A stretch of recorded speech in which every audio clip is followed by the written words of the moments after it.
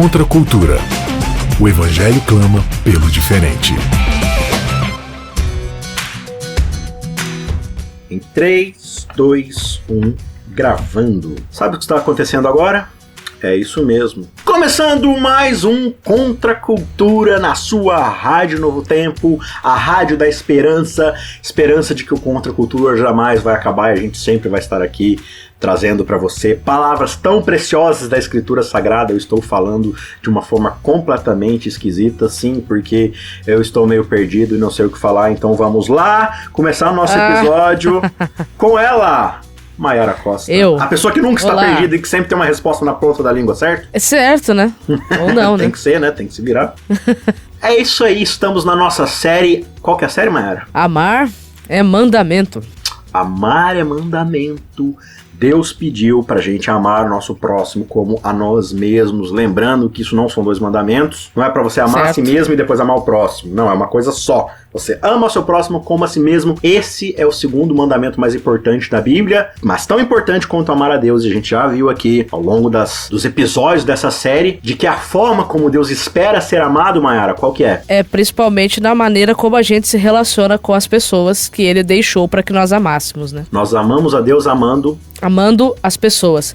Porque não existe essa dicotomia. Eu amo a Deus e eu amo as pessoas. Eu amo a Deus e eu não amo as pessoas. No entanto, que quando você vai para o livro de Romanos, no capítulo 13, o amor ao próximo é colocado como o principal mandamento. Quem ama o próximo tem cumprido a lei. A lei, exato. E lá em João, né, numa das cartas, na primeira carta lá, a partir do capítulo 4, ele vai dizer que insano, é ilógico você afirmar que você ama a Deus que você não vê, se você despreza o próximo a quem você vê. Precisamente, nós amamos a Deus amando o nosso próximo. Não existe essa dicotomia. A Bíblia é muito clara, porque nós fomos criados desde o princípio para amarmos o nosso próximo, porque nós somos abençoados por Deus, e Deus, ele não precisa de nada, né? Ele não deseja nada, não anseia nada, a não ser que seus filhos amem-se uns aos outros, porque aí a gente vive de fato aquilo que é o amor de Deus. Quando a gente vai para o nosso 7º episódio aqui, para chegarmos no nosso título, a gente faz sempre aquela marota recapitulação do que a gente tem visto na série. A série tá muito legal porque ela vem vindo de forma narrativa ali, né? Então, ela vem numa crescente, né? Ela vem numa crescente histórica ali. Então a gente começa lá no Éden, Deus criando o ser humano dentro de um relacionamento onde ele abençoa o ser humano sem nenhuma contrapartida, não existe reciprocidade, perfeito, obrigado, do ser humano, no sentido de que o ser humano não abençoa Deus, não tem como se fazer isto. Então Deus cria uma horizontalidade de relacionamento onde o ser humano vai abençoar o seu próximo. E claro, cuidar da natureza.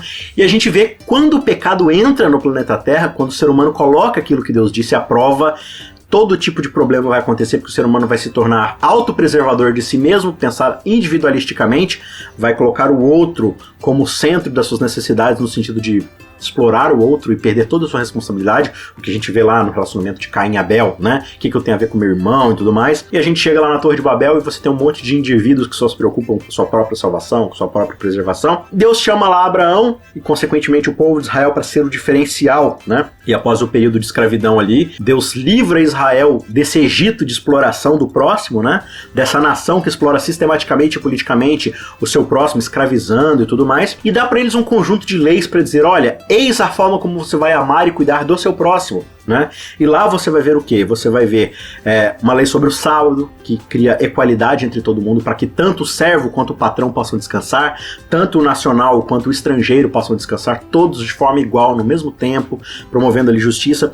E várias dessas leis, como a lei do jubileu, né? Que vai trazer libertação, que vai trazer restauração, resgate, para quando alguém tenha problemas financeiros ali, precise servir como escravo, ou perca sua terra para pagar uma dívida, tudo ali, né? No ano do jubileu, tudo era restaurado, tudo voltava ao normal e tal.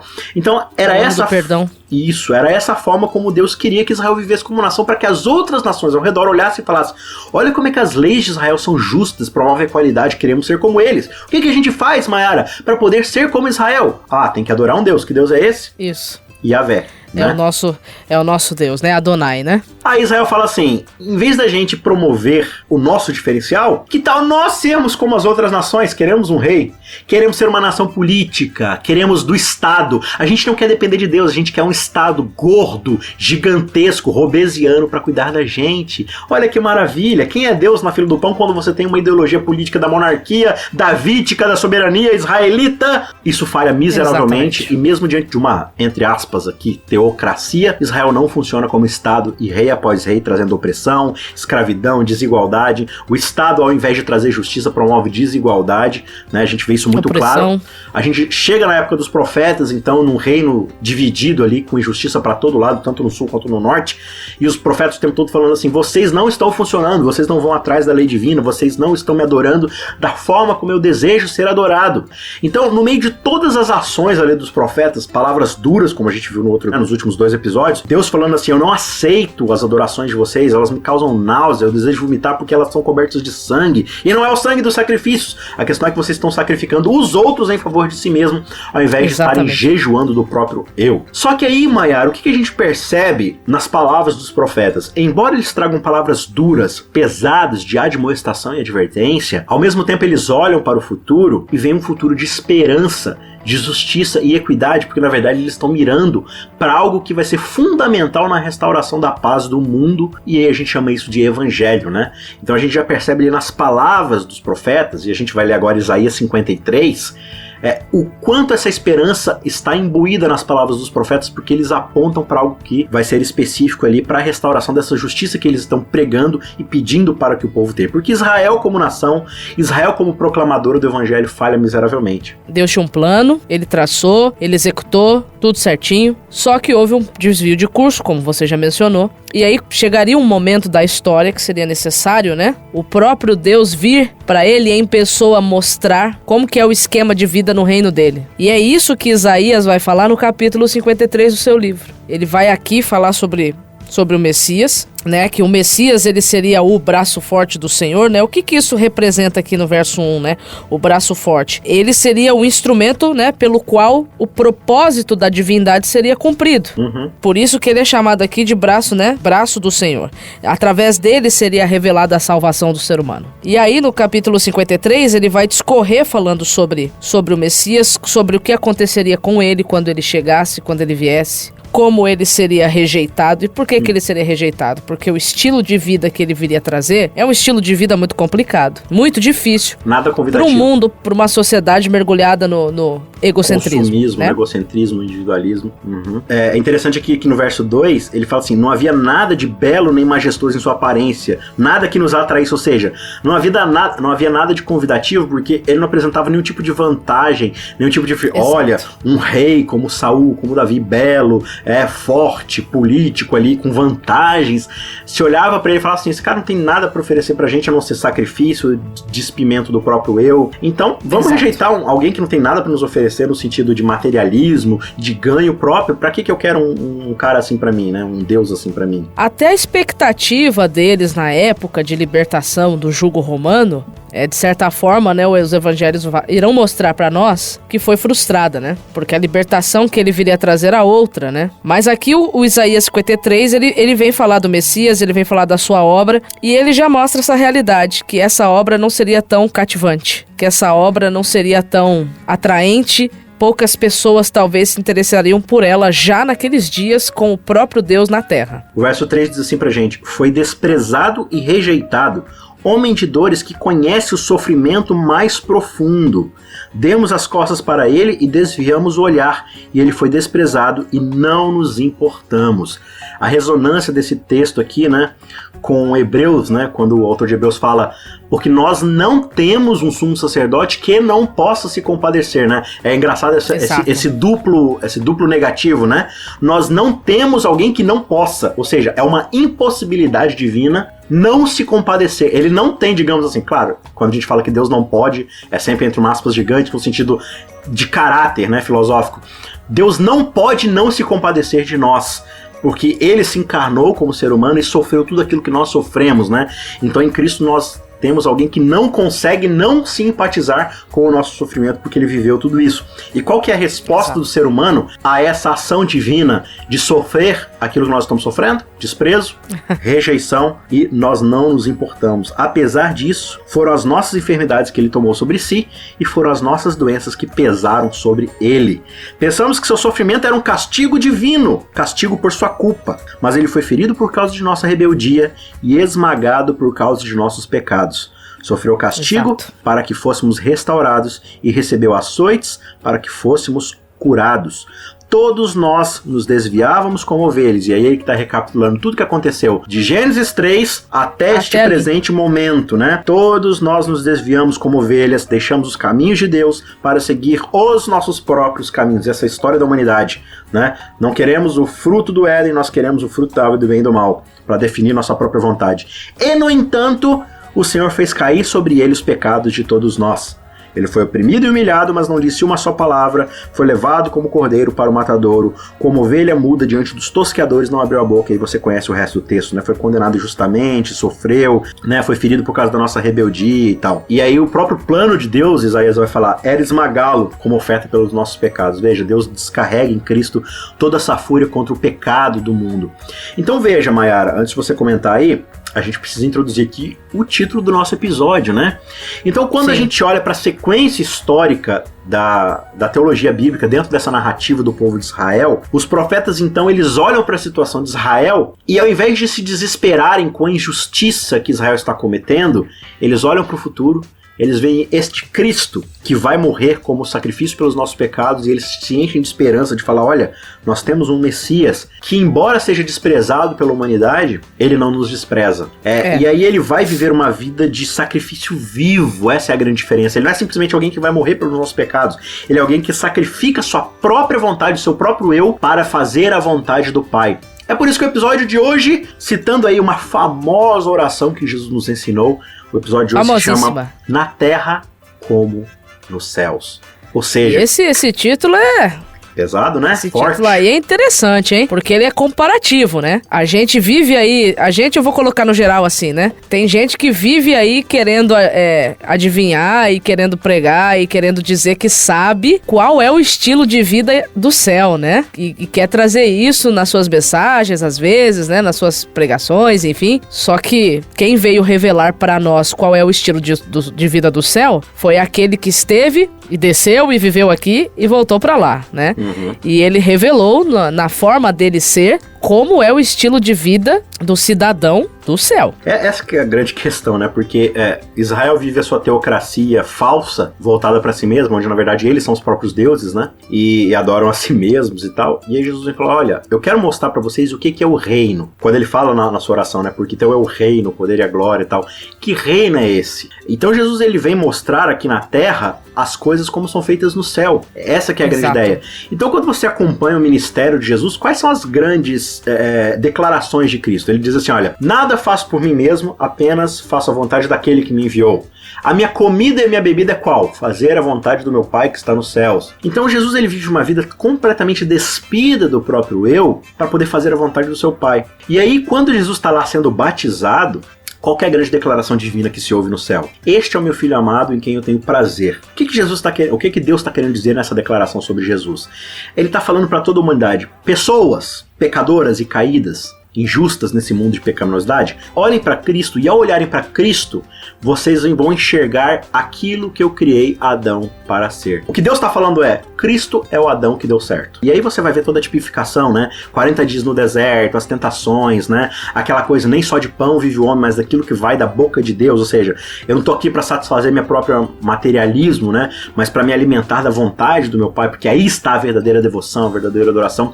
Então, na verdade, o que a gente vai perceber, Mayara, é que a santidade de Cristo, a vida, o estilo de vida de Cristo, que representa esse reino, que transcende a materialidade aqui da terra, essa coisa de viver para si mesmo, não é uma santidade ermitona, que se exclui da humanidade e para não se contaminar com todo mundo, se afasta e vai para os recônditos das montanhas e tudo mais, mas é alguém que se suja, que se contamina no meio da lama do pecado da humanidade para abraçar o ser humano e limpá-lo e falar, saia dessa pecaminosidade e venha comigo para um novo reino, né?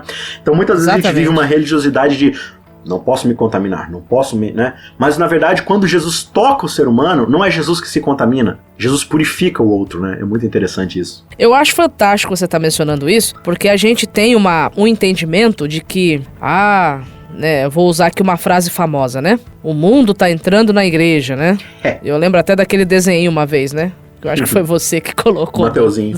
Do mundinho entrando assim, felizinho dentro da igreja, né? Sim. Mas se você olhar bem para os evangelhos, né, e para o estilo de vida de Cristo, é a igreja que deveria estar entrando no mundo, para poder não ser contaminada, mas para poder purificá-lo, né? É uma outra fotinho que eu vi uma vez, acho que não foi no Facebook, a igreja praticando lava-pés com um globinho, assim. Ah, né? Legal. Ótima ilustração. Então eu achei muito interessante essa ilustração, essa foto, porque ela mostra exatamente o que é que Cristo espera da sua igreja. Se você for ler nos evangelhos, principalmente Mateus 16, quando ele está conversando com Pedro, e Pedro diz que ele é o Cristo, e sobre aquela rocha, né, sobre aquela fala, sobre aquela verdade, aquela alegação, a igreja seria construída. Se você ler com atenção aquele texto, é o inferno que está na defensiva, não é a igreja. Porque as portas do inferno que não tem que prevalecer, não é a da igreja. Quem tá deveria estar na defensiva é o reino de Satanás, é o inferno. Por quê? Não porque o reino dos céus está invadindo o inferno e saqueando as almas que estão perdidas e trazendo elas para o reino de Deus, né? Então, quando a gente tem Jesus ali, aparecendo, né, de forma mais pública nos evangelhos, depois do seu batismo, principalmente depois do período de 40 dias no deserto,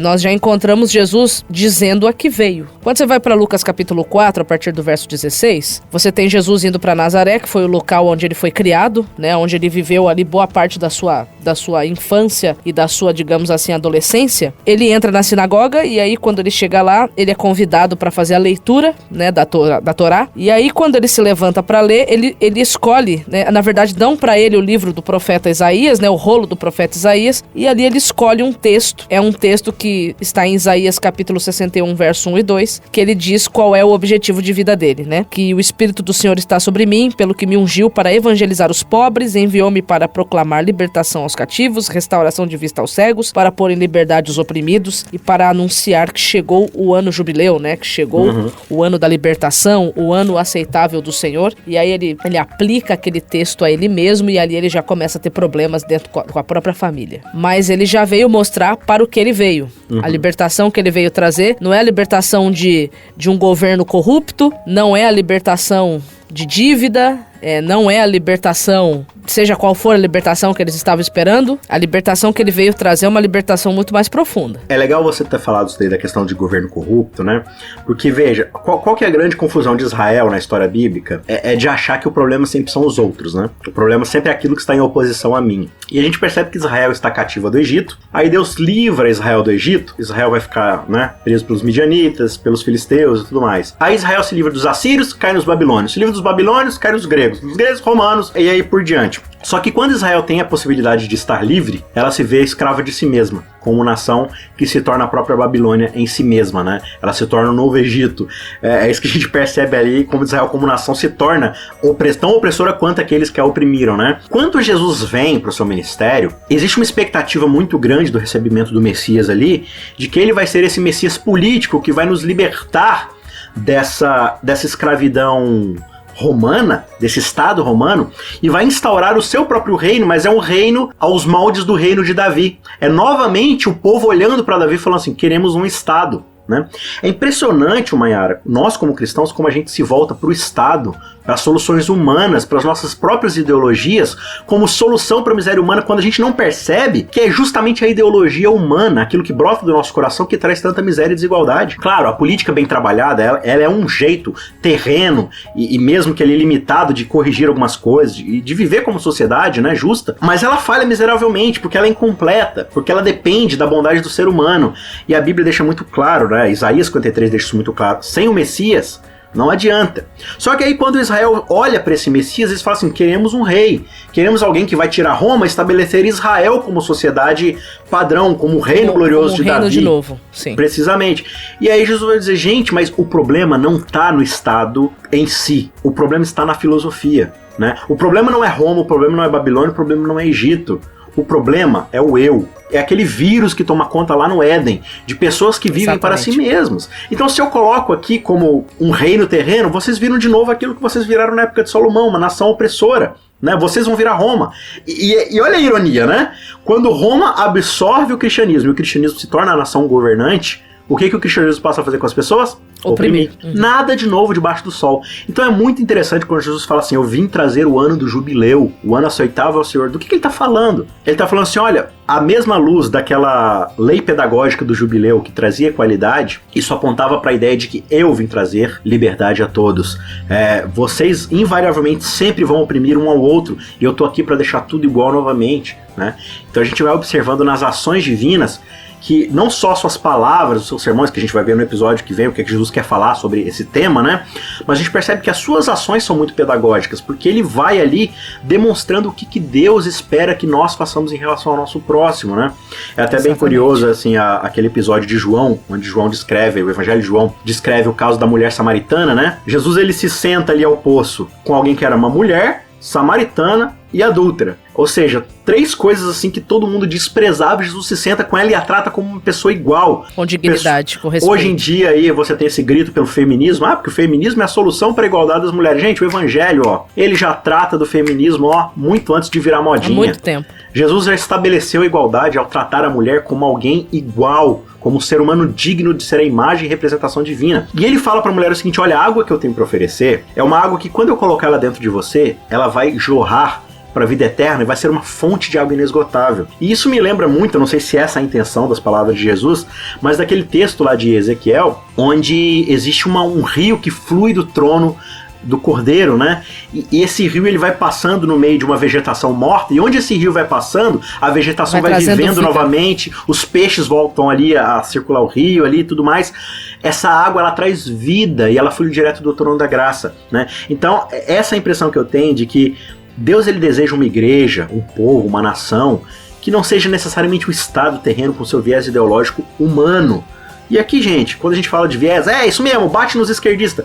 Gente, a gente tá falando de viés político para qualquer lado. Quando você se volta para o ser humano como solução, olha, filho, esquece, vai dar problema. Seja um modelo mais corporativista, seja um modelo mais individualista, quando você coloca o ser humano como centro da resolução dos problemas, não vai dar certo. E a Revolução Francesa está aí para mostrar a desgraça que foi essa secularização da Europa para o ser humano. Você tem paz por um lado, mas você tem opressão por outro. A coisa não se resolve dessa forma, né, Mayara? Não se resolve. O que Jesus está mostrando pra gente, Mayara? Quais são as lições que a gente observa na vida de Cristo nessa terra? O que a gente consegue observar das lições de Cristo nessa terra é que se nós, primeiro, né, se realmente nós um dia quisermos estar com ele na eternidade, né, que afinal de contas o ser humano foi criado para isso, mas acabou perdendo esse direito por causa do pecado, mas esse direito foi devolvido, né, pelo próprio Deus. Se nós quisermos estar lá, nós precisamos nos adaptar à forma de vida que é lá. E a forma de vida desse lugar que a gente chama de céu, ela tem que começar a ser praticada, mesmo com as nossas limitações, mesmo com as nossas dificuldades,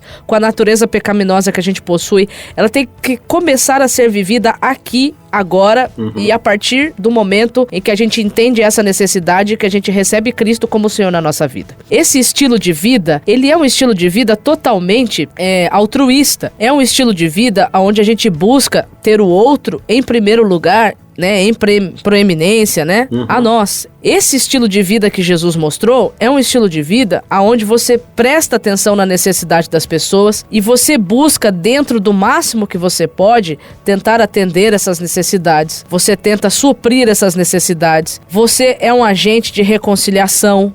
Você não é um agente de briga, não é um agente de confusão, não é um agente de fofoca, não é um agente de disseminação de coisas ruins. Então, assim, quando a gente vai lendo os evangelhos e a gente vai percebendo a proposta, meu Deus, né? Dá pra gente olhar pra nós e falarmos assim, meu Deus, tem misericórdia, porque nós estamos muito longe. Porque até mesmo as coisas que a gente diz que faz pra Deus, qual é a motivação que está por trás dessas coisas? Porque a gente quer reconhecimento? Ou porque a gente faz porque realmente convém que Jesus Cristo cresça e eu diminua? Sim.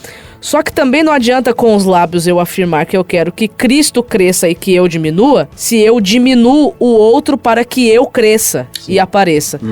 Então Jesus, ele vem apresentar para nós qual é o estilo de vida do reino. E esse reino, ele tem que começar a ser vivido agora. Eu sei que o cristianismo como um todo acredita que Jesus vai voltar, mas eu quero me dirigir para aqueles que se denominam crentes nessa doutrina da volta de Jesus. Eu temo que nós, como adventistas do sétimo dia, encaremos o retorno de Cristo apenas como um evento futuro e esqueçamos que o reino não vai ser implantado somente na segunda vinda. O reino já foi implantado na primeira vinda. E eu preciso já estar vivendo nesse reino hoje, porque senão eu não vou estar preparado para viver a eternidade com Cristo. Porque o reino do céu, eu escrevi isso um dia no meu Facebook. No reino do céu, na eternidade, no novo céu e na nova terra, não vai ter lugar para um novo Satanás. Não vai ter lugar.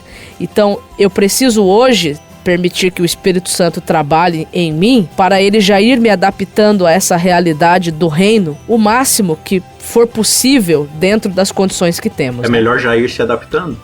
É melhor já ir se adaptando. É importante você ter falado isso, Mayara, porque, de fato, quando a gente olha assim para o que se pratica, e aqui a gente tá falando de todos nós, tá? Nunca é apontando pro outro. É sempre trazendo pra nossa própria realidade, né? Sim. A gente fala assim, não, o céu vai ser a recompensa pelo meu labor. Vai ser quando eu finalmente vou poder parar de me esforçar de viver essas regras do cristianismo e finalmente vou poder cruzar meus pés e tomar meu coquetelzinho à beira de uma piscina ouvindo as harpas angelicais. Mas o que Jesus está falando através de sua vida e suas declarações é, gente, o meu reino é para demonstrar como as coisas devem ser feitas aqui na terra, como elas são feitas lá no céu. Seja feita a tua vontade, ó Pai, aqui na terra, assim na terra como elas já são feitas e para sempre serão feitas no céu. Então, o céu é simplesmente a confirmação e a continuidade perfeita daquilo que Cristo implantou no seu ministério através do Evangelho. Né? É uma continuidade daquilo que ele já revelou no seu reino. Então o seu grande convite para todos nós é: façam aqui na terra as coisas como elas já são feitas no céu e para sempre serão feitas pela eternidade lá no céu. Esse é o convite do Evangelho para todos nós e a gente observa isso na vida de Cristo e espero pelo Espírito Santo de Deus que seja uma realidade através da sua graça na vida de cada um de nós, porque amar é mandamento divino. Amém. E é o que ele espera de cada um de nós, não como recompensa, né? Não como exigência divina, mas não como meio de salvação, simplesmente porque é o que ele deseja de nós e para isso que ele nos criou, para amar, né? Dentro desse relacionamento. É isso mesmo. A gente se despede por aqui, mas não para sempre, porque semana que vem a gente estará de volta com você nessa fantástica e pesada série, porque ela coloca muita coisa nas nossas costas que a gente não está disposto a ouvir, né? Mas eu espero que o Espírito Santo vá amolecendo nosso coração e nos transformando à imagem e semelhança divina. Um forte abraço e a gente se vê semana que vem. Tchau, tchau. Contra a cultura. O Evangelho clama pelo diferente.